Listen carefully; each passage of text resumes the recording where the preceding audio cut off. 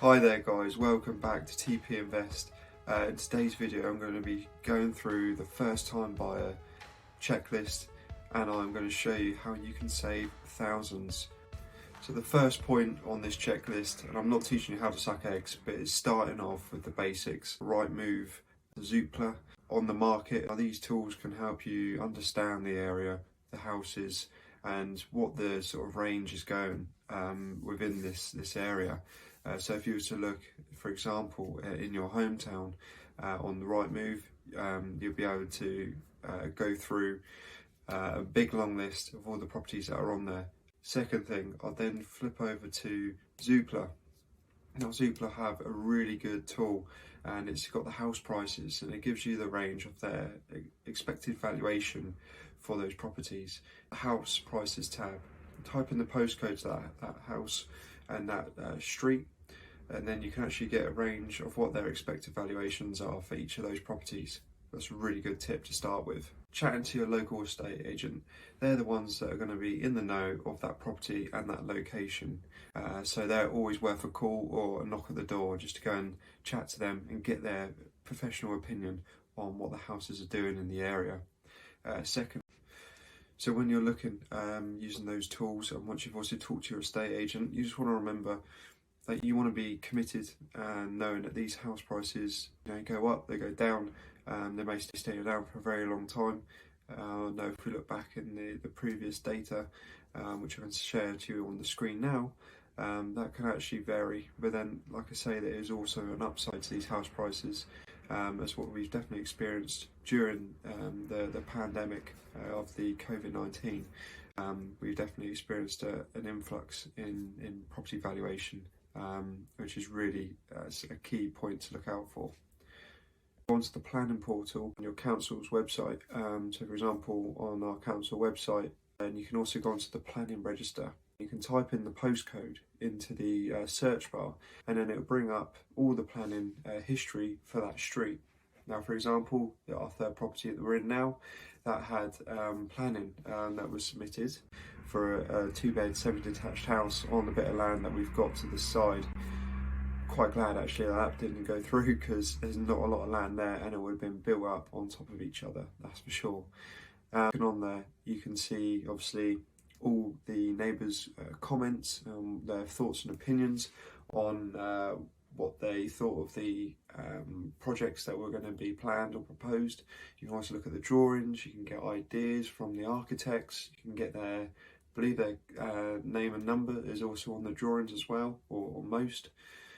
There's very good key factors that you can grab off of this planning portal and off of your local council's website.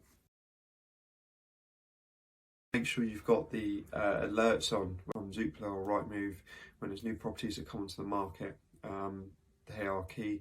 I still to this video I still have the alert on my phone, and it comes up and it gives you a good consensus that even if you have the property, in the long run, that you can keep checking on, see what the properties are doing in and around the area.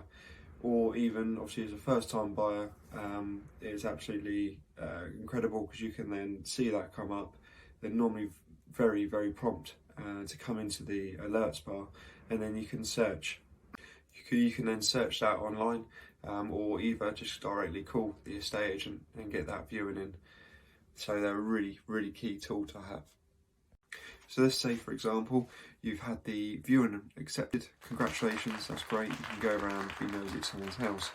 But the key point is making sure we get some really crucial questions asked during this time. So normally you've got a viewing 20-minute mark. 20 minutes seems great, go around the house, but as soon as you chuck these questions in, they're going to be key and it's going to make sure your time is worthwhile spent. Firstly, how many viewings has it had?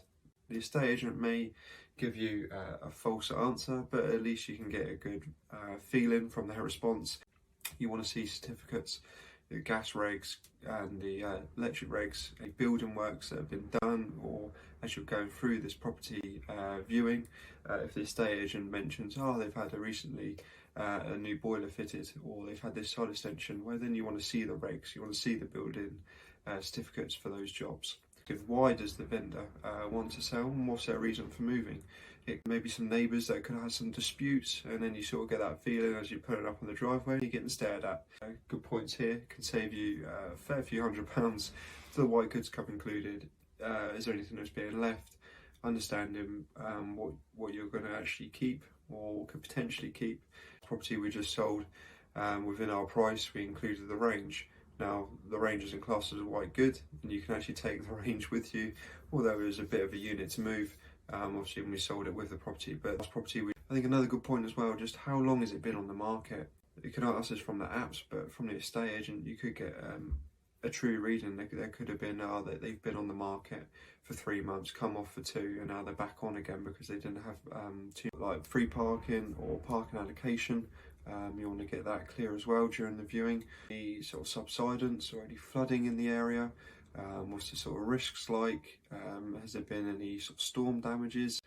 There'll be some good ones because I was referring to the roof as well as the brickwork and the land surrounding. Council tax band. So that's always a good one to know, as that's going to be an expense you're going to be doing on a monthly payment, be it direct debit or a one-off payment. Now there's also a chance as well, obviously with the viewings, you don't just have to have the one on the property, you can have multiple. I think we've done that in the past for some of ours actually, and we've always also tried to make sure we've done it at different times of the day if that was the case. Now, not being funny, if you're viewing it for a second time, you've definitely got the hots for it and you like it. So let's make sure that you're going to experience at different times of the day, and the fact that if it's raining on the second viewing and not on the first, it was a scorching hot day, but the second day comes in and it's bucketing it down. Now that could then expose internally, you could find damp, you could find leaks, you could find any cracks in the ceiling. You're going to find those areas there being exposed, leaks around the window. So I've just got some more points as well. Now these could be deal breakers. These deal breakers, you are going to have to catch me in the next video. Please subscribe, like, comment, and stay tuned for more.